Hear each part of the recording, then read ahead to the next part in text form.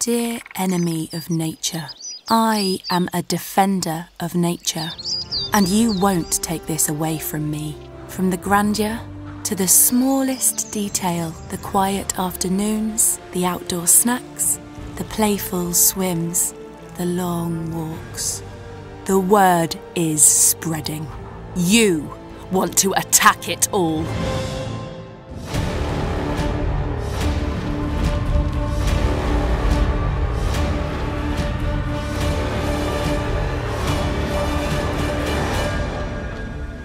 But you see, Mr. Enemy, I am a defender of nature, and I believe that in the big picture, even the smallest creatures matter, and that all of this belongs to our children too, because it's my nature, it's our nature, it's your nature too.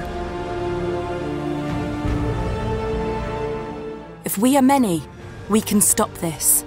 Defend your nature. Send a message to our politicians. Do it now.